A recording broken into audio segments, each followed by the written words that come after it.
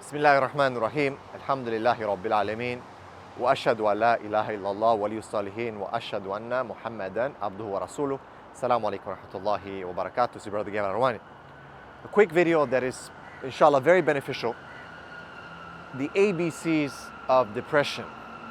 It's an acronym, it's just ABC. A lot of people around the world suffer from depression, anxiety.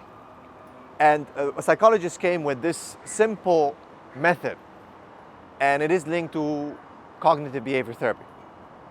ABC, okay, these three alphabet letters, the first three alphabet letters. A is what's called the automator or the trigger. B is the belief. C is the consequence or the action. If you look at a person who suffers from trauma or suffers from, one of the outcomes of trauma is stress and of course anxiety, depression. The person is going to be triggered by something, the automator. Could be, for example, seeing someone, being around a group of people. It could be just the night, okay, just the sun setting and so on. That triggers them. That causes the anxiety to spike up.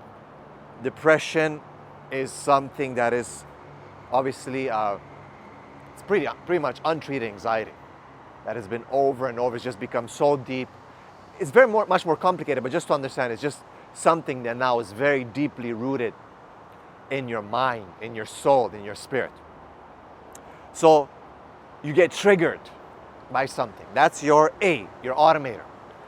However, that is linked to B, which is your belief. The belief in, this trigger is going to cause some harm to me, or this is exactly how I interpret it. I.e., the darkness is going to hurt me. When it's night, there's evil things are going to happen because it happened to me once. So the belief comes into play, and it basically accentuates the feeling of depression or anxiety.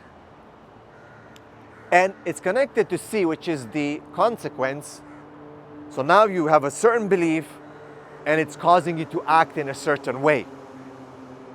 So you might take, most likely, a wrong decision, be in how you're going to discuss with someone this issue, or how are you going to behave to your family, how are you going to behave to those around you, your friends, locking yourself in, just not talking to people, just not, dealing with society, self-harm, taking extra medicine, just extra trauma, extra anxiety, right? I'm just giving some examples.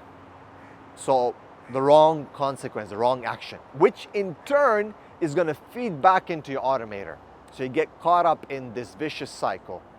So now it confirms your automator, your trigger, and you're stuck in this vicious cycle. So now again, another trigger is presented, is confirmed by the belief, it influences your action.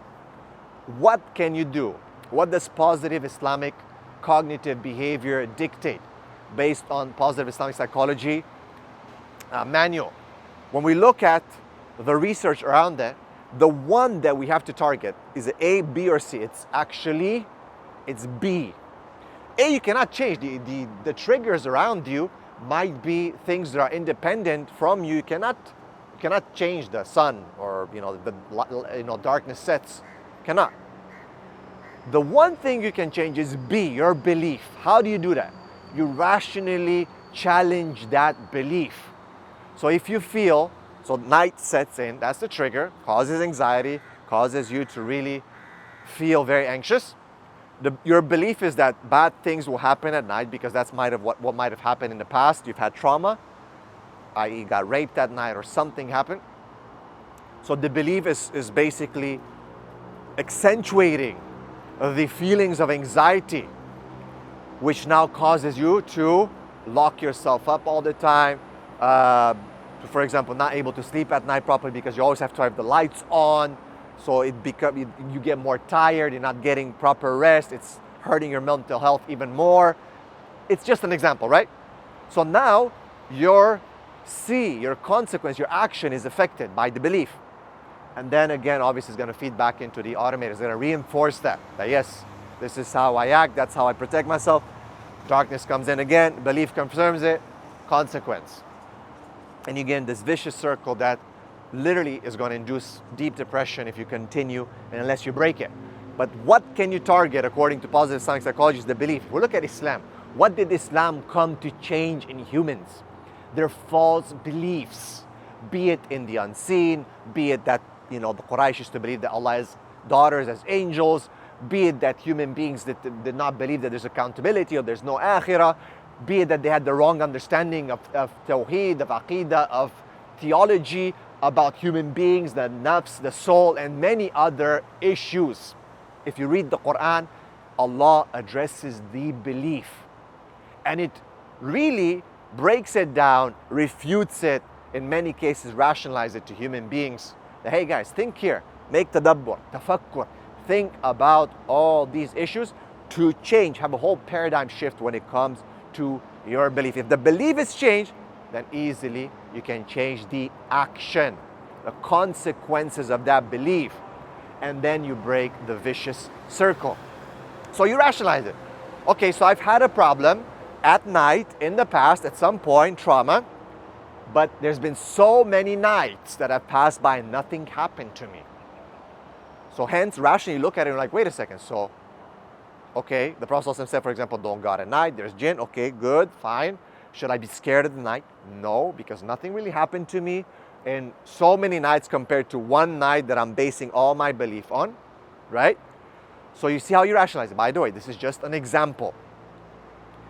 So now your belief is targeted with rationale, with reason, dissected, broken apart, rationalized, and your mind says, okay, so it's not that bad. So now I need to change the consequence. I don't need to sleep with the lights on all the time so I have bad sleep. I don't need to just be alone all the time at night or whatever, or you know what I mean? You're changing now your belief. Maybe I can go and spend time with loved ones. Certain actions, consequences will be affected by changing the belief, rationalizing and dissecting, changing, reconstructing that schema, and synthesizing it again into a positive belief. Okay, remember, al-nahar wal-layl, al-layl wal-nahar, there are ayatain, there are two signs from Allah subhanahu wa ta'ala. So the night is not evil. Yes, at Maghrib time, as we know, the Prophet ﷺ said, pull your children in because that's when the shayateen come. But the night in itself is not necessarily evil. وَجَعَلْنَا اللَّيْلَ لِبَاسًا وَجَعَلْنَا النَّهَارَ مَعَاشًا. Allah has made the night as a cover, has made the day ma'asha, as action, living, and so on and so forth. So remember, A, B, C. The automator, the trigger, something that causes the anxiety. B, the belief that it reinforces it, confirms it based on maybe trauma or the wrong understanding. And C, the consequence, the action, causes that negative loop that you need to break by targeting B, the belief. Islam, the Quran, the Sunnah came to target the belief, a paradigm shift in the belief of people. Deconstruct negative beliefs, false beliefs, reconstruct, synthesize correct belief, correct theology, correct aqidah. Barakallahu feekum. Assalamu alaikum wa rahmatullahi wa barakatuh.